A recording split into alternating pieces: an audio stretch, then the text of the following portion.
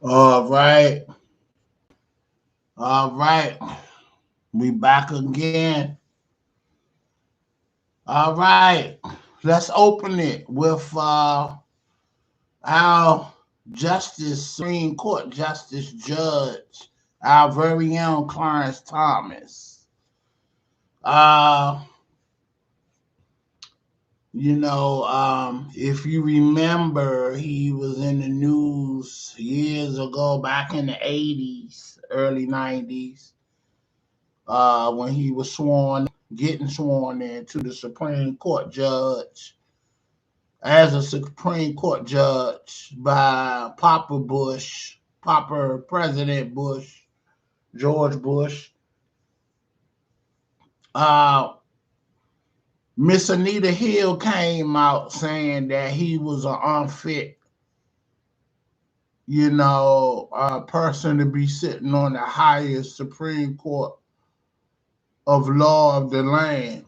And it didn't work, just like how Trump had appointed Kavanaugh to be a Supreme Court justice as well, and all the scandal was coming out about how he was a womanizer, and it's just funny how people go to lengths to smear people names when they up for big positions like this. It's like, if it really meant that much to you to bring this person to justice, why you don't wage war on them just because? Why you wait till these people or individual get in position to do something great on a great level, on a large level? Actually, it is the perfect time to attack somebody when they getting ready or attempting to do something great, but do it really hold a lot of validity? You know what I'm saying? When you do this, because it's like, why now? And sometimes the why now is credible. You know, somebody is being distraught or traumatized. They don't want to come right out and just put their business out there. But to block somebody from doing something great that's going to impact people, they get the courage up, or they're encouraged to go after these folks. And sometimes it's rightfully so. So, uh, Judge Clarence Thomas has managed to stay out of the news since being on the Supreme Court level. He been doing great work, and he has reached the 30-year mark of being a Supreme Court justice. Very accomplished achievement from, I mean, not just a black individual, but an individual, period. You know, I mean, what's the lady name? Jensenberg. Okay, she was on the Supreme Court for a lot of years, past 25 years or 30 years, and she died a Supreme Court justice. So, Ginsburg, yeah. Um, I think I'm pronouncing her name wrong. No disrespect. So I'm just saying, for a person of color, that's just big, and I just want to honor this man for a job well done. I think sometimes we pay too much attention to people's personal affairs, but your character, not just in the workplace, but outside the workplace and in public and in life, it means something. It shouldn't, but it does. People judge your character as well as your professional demeanor. And it is what it is. That's human nature. And I'm gonna be the first to say, when people that I admire, when I hear something that's not attractive about them, it just make me side-eye them a little bit. Cause I'm wondering if it's true or not. And then when it come out to be true, for instance, R. Kelly, great music, great performer, writer, all that. But I can't excuse the the the behavior that this man has engaged in over the years. And I've seen a lot of videos about his case. And one thing about it, he brags about, they've been trying to get me for 20 years and they ain't got me yet. I heard that come out his mouth. So he was cocky and arrogant. So again, I said back in the day when he beat the case, I said they know he guilty, but if he's stupid enough to let himself get caught up again, they're gonna crucify him. And that's just what he did 20 years later. You know what I'm saying? Because the appetite wants what it wants. And that's in a good or a bad connotation. You know. So the fact that he was not disciplined to stop the bull crap that he was doing, because he got away, he felt like, because of his fame and his power, they done took all this man money. He broke. Even his royalties from his music is not coming directly to him. Everybody is taking his money.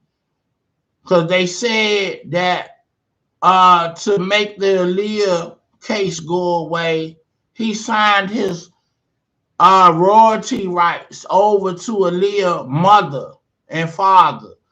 So they get his royalty checks from his songs. So only money that R. Kelly is making is a writing credit for his music. You know what I'm saying? So if somebody use this song and it blow up, he would get credit for that.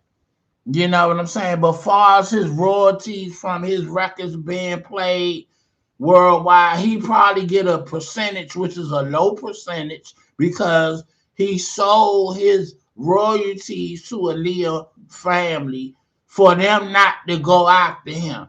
And now that he can't go around the world doing shows and charging millions of dollars, he broke. So they know what they doing to hurt him. And his music has gross 500% on all the streaming platforms, and he don't get a dime. And if he do, it's a low percentage. You know what I'm saying? So R. Kelly guilty of the bull crap that he was doing. Good for him that he's getting what he deserved. But if he's not guilty, then I hope that I guess he got top of the line lawyers. I just hope that they can really argue the facts and get him off. But my personal opinion, I think he guilty, because of the pattern that he has led and left behind. So, good luck to you, Kelly. Now they want to say he a victim from being abused back in the day from a woman. A woman took his innocence, and you know what? When a man hear that, we ain't really feeling it, but it is credible. You can be affected by a woman raping you, even though We are taught in a society that we live in to like that. But it's wrong just the same, as if a man is raping and violating a young girl. So, you know, it is what it is. It's different standards and it's bias, and yeah, we already know. You know what I'm saying? So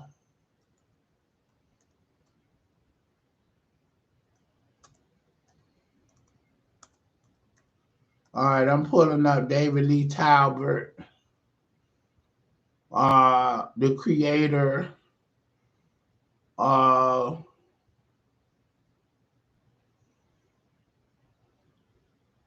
Jingle Jango, which was I said that right. Jingle David Lee Talbert. David Talbert. No, no, no, no. Hold on. He's a black author, and I want to say he went to Howard University.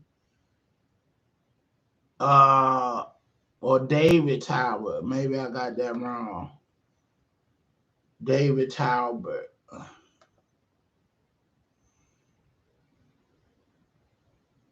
Yeah.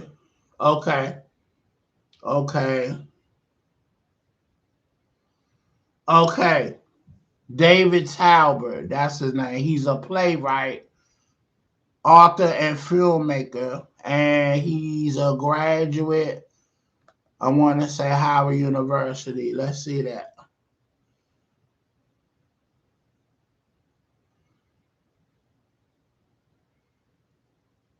And David E. Talbot. I'm sorry, David E. Talbot, an imaginative author breaking boundaries with his pioneering work in theater, film, and literature. David E. Talbot is a brilliant force in the entertainment industry. Born into a family of pastors and preachers, Talbot learned early on that comedy and drama were essential two sides of the same coin. All right, let's get some images on my man. All right, this is my man work right here. That is notable right here. Husband doesn't know. Okay. What is that? Another man will. Baggage claim. Okay. That was his movie. That was star studded. Three pack. Okay. Some of his movies that he done did. Okay. I want to say my man went to Howard University. And I want to spotlight on him because today is Howard University homecoming. And I want to go to the game, but my cousin's son is he's a senior at Flowers, senior football player, starting linebacker, and we trying to support him his last year before he go off to college. So we're going to his game, and maybe we'll slide over to Howard to see what's left of the homecoming. I don't even know who they playing. Oh, did they talk about it yesterday? Oh, Howard.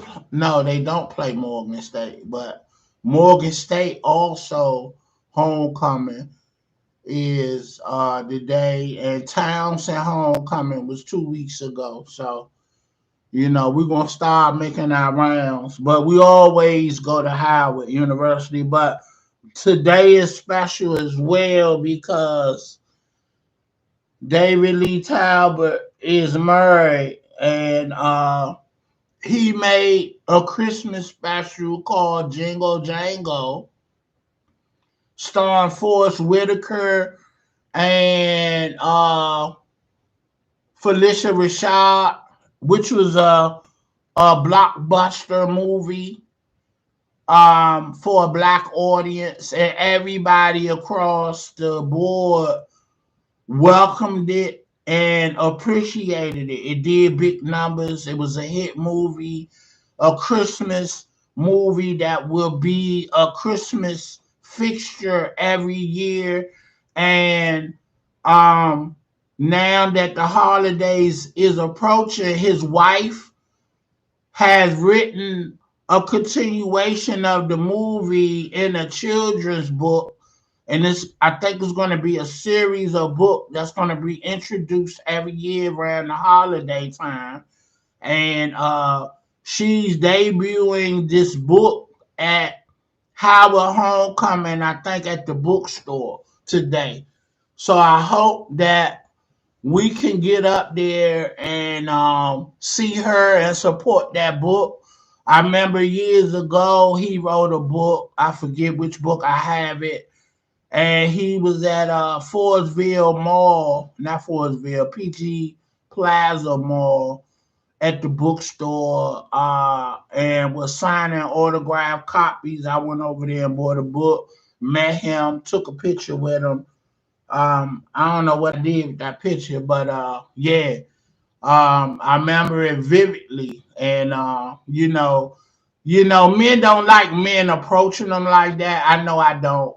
Especially if I don't know you. So I made up some kind of story about uh my wife at the time. My first wife sent me to buy this book, and we both love your work. I gave him that spiel because you know I'm a heterosexual man, so I don't want another man thinking that I'm jocking them. But it is a respect thing there for people that you admire.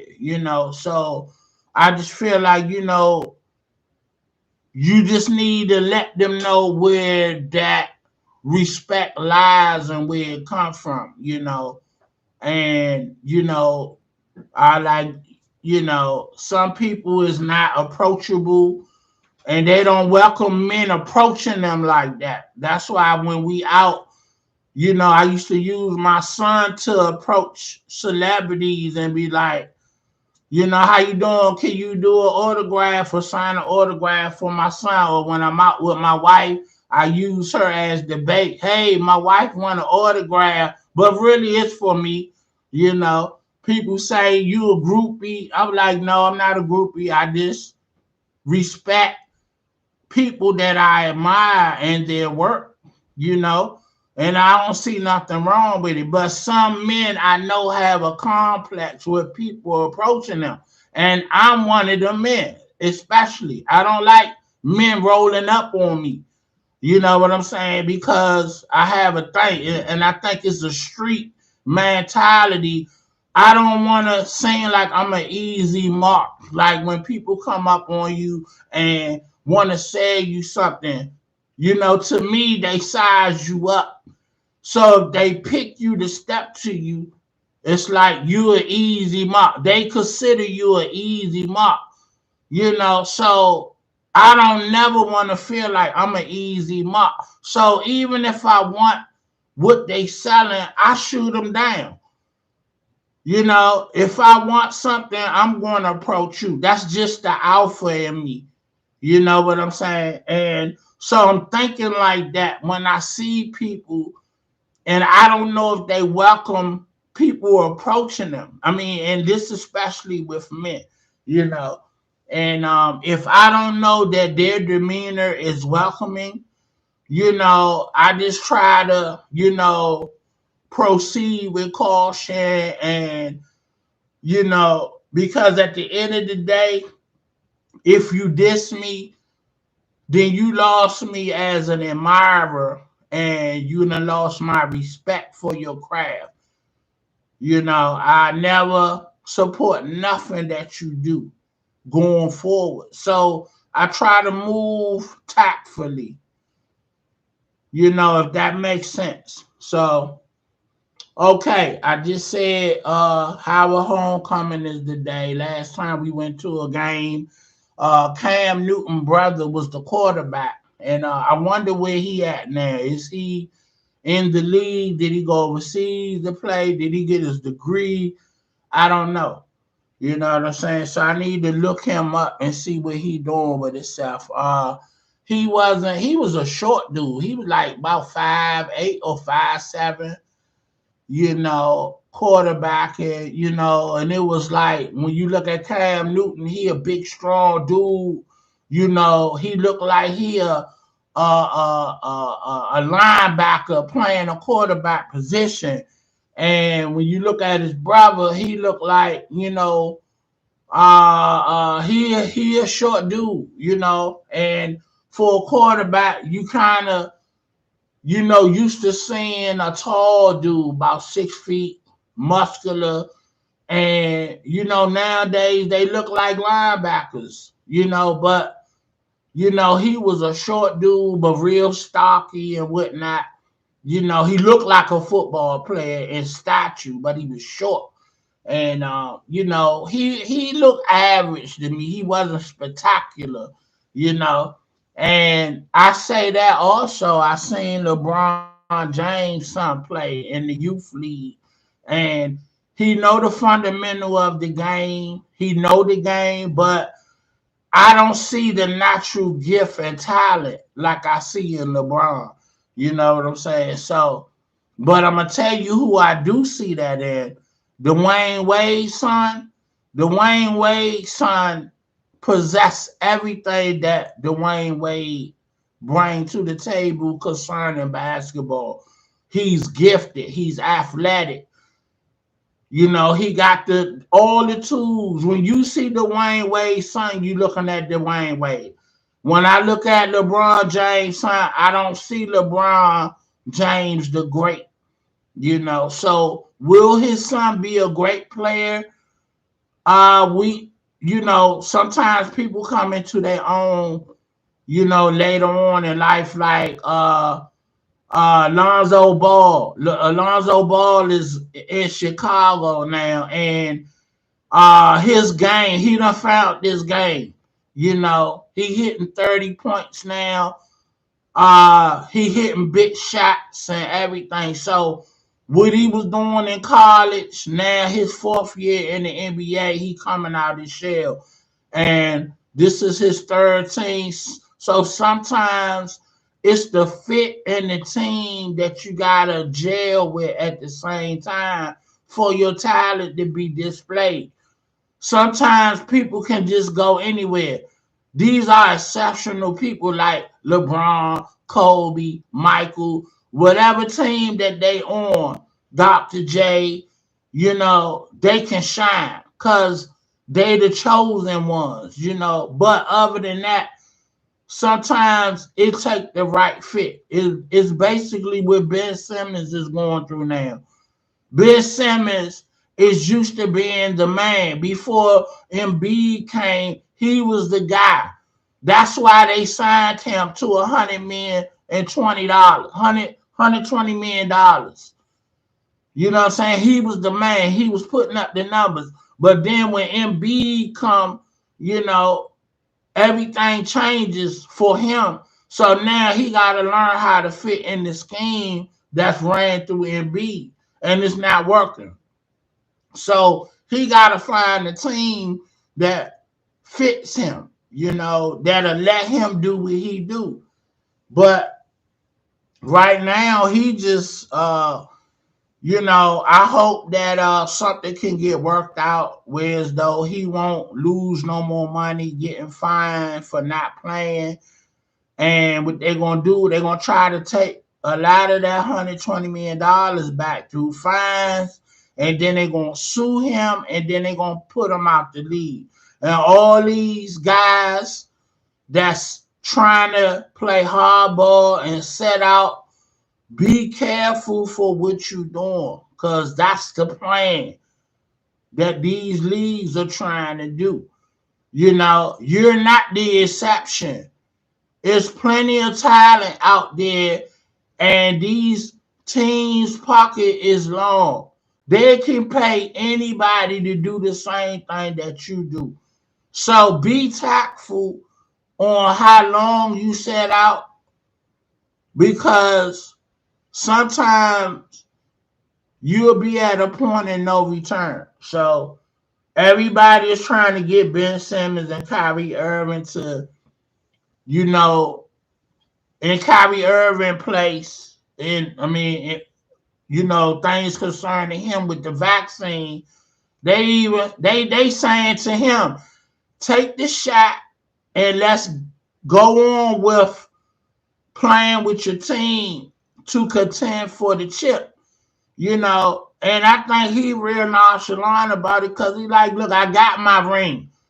I'm rich already. So, but you don't want your legacy to be destroyed. And they'll do that to you. So go ahead and retire if you really feel that strongly about not taking the vaccine. But don't get blackballed and make these folks take money back from you. You know what I'm saying? I know you good already, but still, you work hard to get that money. Don't let them take it back, And that's all I'm going to say for everybody across the board. You work hard to get that money, doing and playing a sport that you love, even though it's your job, but it's still a sport. It's not a regular 9 to 5. You show up one day out the week or a couple of days out the week, and you do what you love. Don't let these folks tarnish your name, So that's it for today. I gave you 3 perspectives on 3 areas of information, and I gave you 27 minutes of commentary, so I hope you appreciate it. Like, share, subscribe, and keep rocking with me. Somebody gave me a thumbs up already, and I appreciate that. So thank you much, and I'll see y'all soon. Big Day, Street Finest, I'm out. All right, let me get some camera time before I roll out. Let me get some camera time. You always want to show your face, I don't like being like Vlad, all in the shadows and whatnot. I'm a handsome brother, so, I want my camera time, I want Hollywood to see that I'm a visual person, that you could put me in your movies, So that's where I'm at with it, So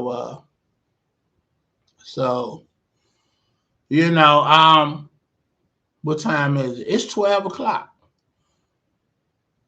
On a Saturday, I ain't never in the house around 12 o'clock on a Saturday. I'm usually at a mall. I'm in DC somewhere, with the wife. We shopping and grocery shopping, and rest in peace, Bo, my niece, child father, rest in peace. His funeral was yesterday, and I'm gonna see if I can get my dad wreath and his picture to my sister, and his ashes and his iron. We got some nice irons that his ashes was in. He desired to be cremated. Due to COVID, he didn't want to have a funeral situation where though people could possibly get sick. He was like, just go ahead and cremate me, and make me some obituaries, and make sure the family and friends have a memento of me. And so I honored that. We had a great Zoom ceremony for him. So yeah, I'm just glad that I'm just able to do what I can for the fam, like always. I ain't asked to be in this position, but you know, I was groomed to help my family because that's what we do. We groom to help each other, and you know, everybody need a little help at times, and you know, just so happenly I am the oldest sibling, so I am and was my mom backbone for years, and you know, and I make a lot of decisions on her behalf. She's the head of the family, and I'm next in command. So therefore, you know, a lot is on my shoulders to hold my family up because my mother is elderly. Even in her mid timeline of age, you know, and when I become an age, you know, I was her right hand. I'm still her right hand, and I'm doing a lot for the family while trying to have a life for myself. So, you know, again, I ain't asked to be in this situation, but I was groomed to handle this situation because that's what family do. You try to look out for family, especially kids, babies and kids. You know, they innocent, and when they need help, you need to help them. Now, grown adults, you have an expectation to take care of yourself. Bottom line. Because as children, as babies, people sacrifice their time and resources to take care of you. But that don't exceed into your adulthood. Some kids get it twisted and think that, you know, somebody supposed to hold your hand for the rest of your life. Now, some parents, they cool with doing that, but I'm not. Because nobody held my hand. Simple as that. I build you up to get you strong to stand on your own out here, and you are expected to hold your own. Because guess what? That's what I was told, and that's what I've done thus far, and will continue to do.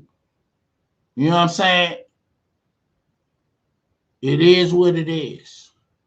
Like it or love it, but I need you to respect it. Big day, streets finest. I'm out.